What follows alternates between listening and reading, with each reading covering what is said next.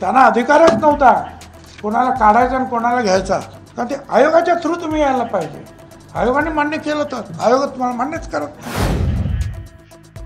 मराठा व कुणबी एकच आहे असं मानणं हा सामाजिक मूर्खपणा आहे की ज्यांना दलित वर्गात, आदिवासी वर्गात, ओबीसी वर्गात जे बसत नाहीत, परंतु आर्थिकदृष्ट्या मागास आहेत, शैक्षणिकदृष्ट्या मागास आहेत, पण ते सामाजिकदृष्ट्या मागास नाही.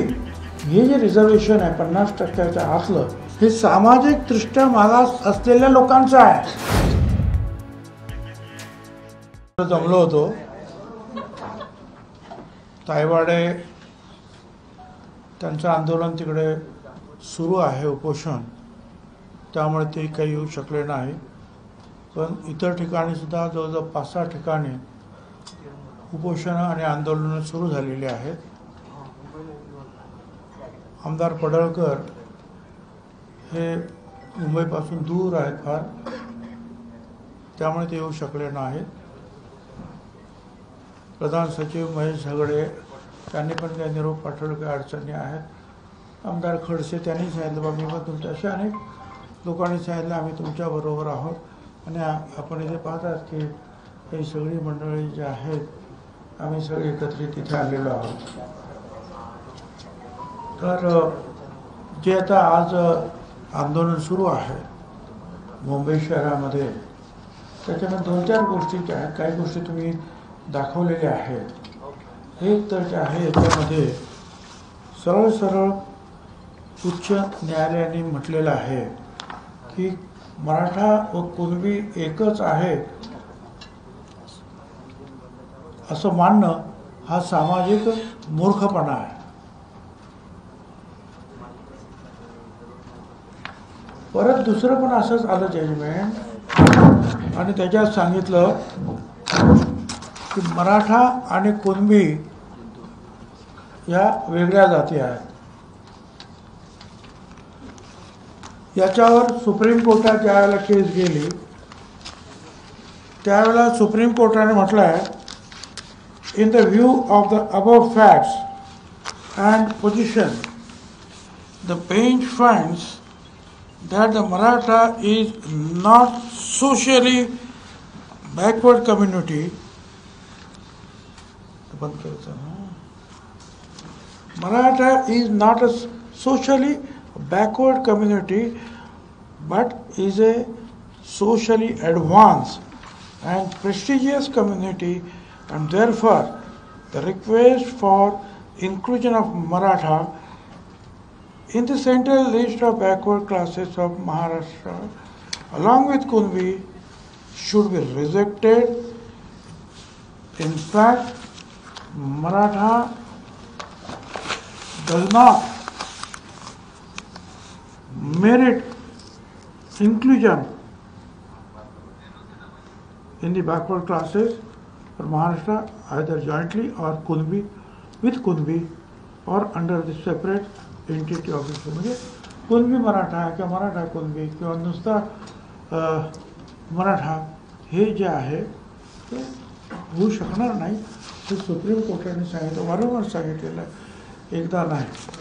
आपण एक लक्षात घेतलं पाहिजे की ज्या वेळेला काही वर्षापूर्वी महाराष्ट्रामध्ये मराठा समाजाचे मोर्चे निघाले, गुजरातमध्ये गुजराती समाजाचे, पाटीदार समाजाचे, पटेल समाजाचे, राजस्थानमध्ये गुर्जर समाजाचे आणि हरियाणावरती जे जाट समाजाचे मोर्चे निघाले की आम्हाला पण पाहिजे.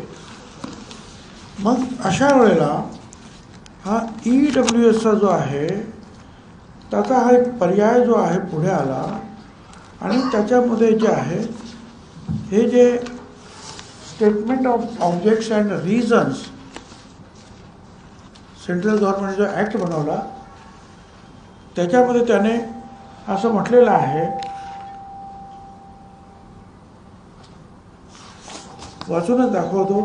हाऊएव्हर economically weaker section of citizens were not eligible for the benefit of reservation with a view to fulfill the mandate of Articles 46 and to ensure that the economically weaker sections of citizens to get a fair chance of receiving higher education and participation in employment in the services of the state, it has been decided to amend the Constitution of India. हे त्यांनी चक्क लिहिलेलं आहे की ज्यांना दलित वर्गात, आदिवासी वर्गात, ओबीसी वर्गात जे बसत नाहीत परंतु आर्थिकदृष्ट्या मागास आहेत, शैक्षणिकदृष्ट्या मागास आहेत, पण ते सामाजिकदृष्ट्या मागास नाही.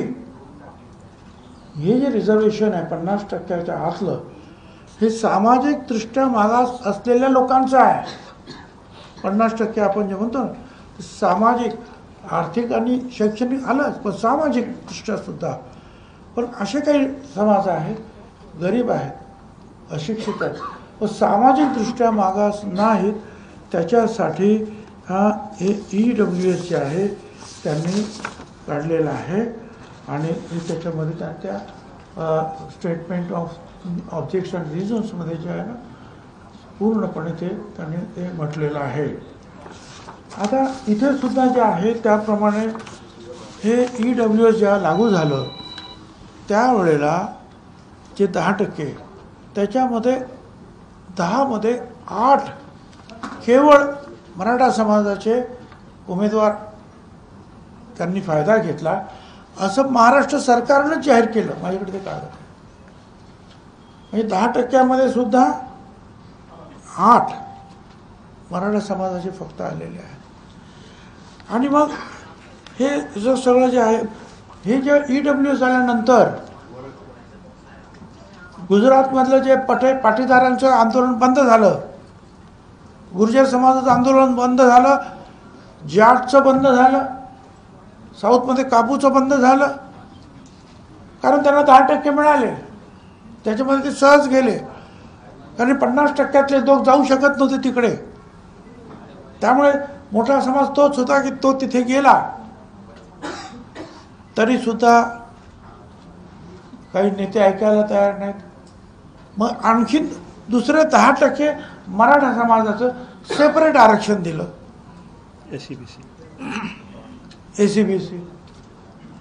ते टिकवण्यासाठी लढाई सुरू आहे आता अजून. आणि मुख्यमंत्र्यांनी वारंवार सांगितलं की आम्ही ती लढाई जिंकणार, आम्ही हरणार नाही. मग हे असं जर आहे तर मग हे वारंवार जे आहेत आम्हाला जे आहे एकत्रित द्या, OBCमध्येच द्या, OBCमध्येच द्या. आता त्यांनी हे जे आहे काय काढलं काय तर हे निजामाचं जे आहे काय गॅझेटियर वगैरे वगैरे आहे. बरोबर, बरं ठीक आहे. त्याच्यामध्ये सुद्धा त्यांनी काय सांगितलेलं आहे, हे जे आहे हे गॅझेटियर जे आहे हे उस्मानाबाद आणि लातूरचं. त्याच्यामध्ये सुद्धा त्यांनी असं म्हटलेलं आहे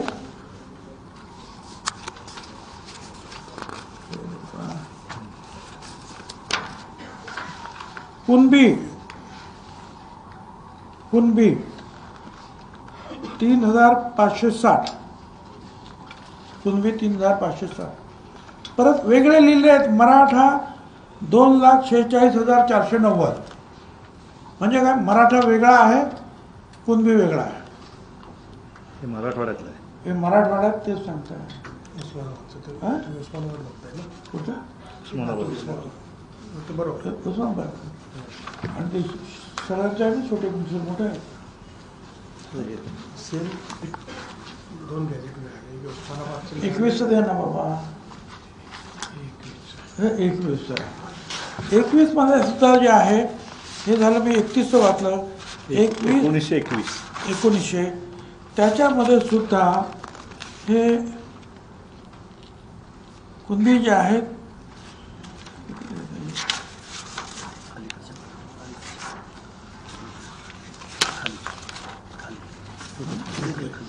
हां कुणबी याच्यात लिहिलेले आहेत 34,324. आणि मराठा लिहिलेले आहेत 14,97,200. 7,200. हे संपूर्ण मराठवाड्याचं आहे. हैदराबाद संस्था. हैदराबाद संस्थान म्हणजे मराठवाडा निजामचं. आता याचा अर्थ काय झाला? याचा अर्थ असा झाला की 1,24,71,000 टोटल निजामाची संख्या. 1,24,71,000 ही टोटल लोकसंख्या आणि त्याच्यामध्ये 34,000 कुणबी. 34,000 कुणबी. मराठा 14,07,000. म्हणजे किती झाले? कुणबी किती टक्के झाले? 0.3%. पण हे पण करताना प्रश्न असा आहे की सर्रास देणार कसं काय? जो कुणबी आहे तो पुढे तर आला पाहिजे. आता ते म्हणतात जे शेतकरी आहेत ते सगळे कुणबी. अरे ब्राह्मण सुद्धा शेतकरी होते ना, आहेत सुद्धा. पारशांची सुद्धा शेती आहे. मारवाडी समाजाची आहे, सगळ्यांची आहे ना शेती. मग काय त्यांचं काय करायचं? ते सगळे झाले ओबीसी. ओबीसींची जी आहे निजामापासून सुद्धा फारकत केलेल्या मराठा वेगळे आहेत आणि कुणबी वेगळे आहेत आणि ओबीसी आणखीन वेगवेगळे आहेतच त्याच्यामध्ये. साळी माळी कोळी तेली तांबोळी बंजारा खाटीक बेटीक सगळे आहेत वेगवेगळे. मी वाचून नाही दाखवलं, मला सगळे त्याच्यात. पण त्यांचं म्हणणं की आम्हाला हेच पाहिजे. आम्ही सांगितलं त्यांना काय द्यायचं, आम्हाला काय म्हणणं नाही, त्यांना जरूर द्या. ते काय करतात त्याच्याशी सुद्धा आम्हाला कर्तव्य नाही. पण आमचे जे काही आम्हाला 27% 17% आम्हाला शिल्लक राहिलेले आहे. कारण 6% जे आहेत हे भटक्या विमुक्तांसाठी गेले. बाकीचे आणखीन कोणाला ते नोबेटी अमुक तमुक त्याच्यात ते आणखीन सगळे गेल्यावर 2% आणखीन गोवारीला दिले. 17% शिल्लक राहिले आणि 374 जाती आहेत. तुम्ही आमच्यामध्ये त्यांना टाकू नका, एवढी आमची विनंती. आम्ही आज मुख्यमंत्र्यांना मी स्वतः भेटलो. तिथे दोन्ही उपमुख्यमंत्री होते.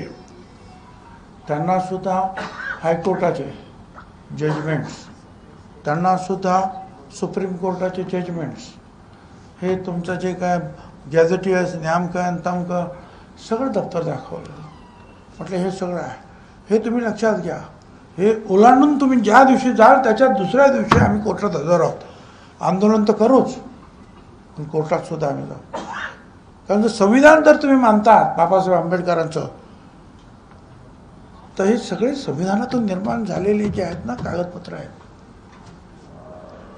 ते आपलं मान्य करावं लागतील. त्याप्रमाणे तुम्हाला काय ते करायचं ते करा.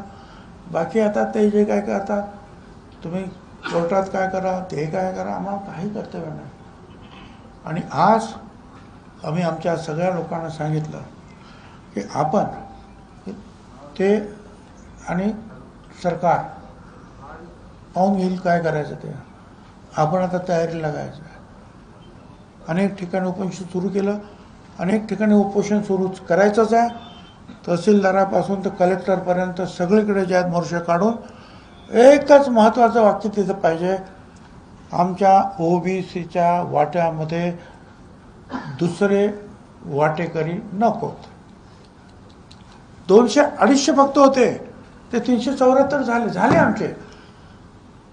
ते साहेब म्हणतात 17 जाती तुम्ही नवीन घेतल्या. कुठल्या 17 जाती घेतल्या? अहो ते कुठला समाज? ओबीसी अंतर्गतच आहेत त्या. पोट जाती हे पोट जाती होत्या वेगळे नाही बरं का. लिंगायत समाजाच्या पोट जाती होत्या.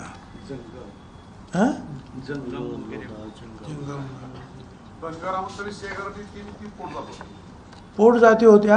या लिंगायत परवाच्या दिवशी 8 दिवसापूर्वी त्या लिंगायत समाजाच्या होत्या, पोट जाती होत्या. वेगवेगळ्या समाजाच्या असतात की नाही. माळी समाजामध्ये आहे हळदी माळे, कोळशे माळे, फुल माळे, आमच्या तसे 1 बैल तेली 10 बैल तेल वगैरे वगैरे. तसं वंजारांमध्ये सुद्धा आहे, दलितांमध्ये सुद्धा आहे, सगळ्या आदिवासीमध्ये सुद्धा कितीतरी, भटक्या विमुक्तांमध्ये सुद्धा कितीतरी पोट जाते.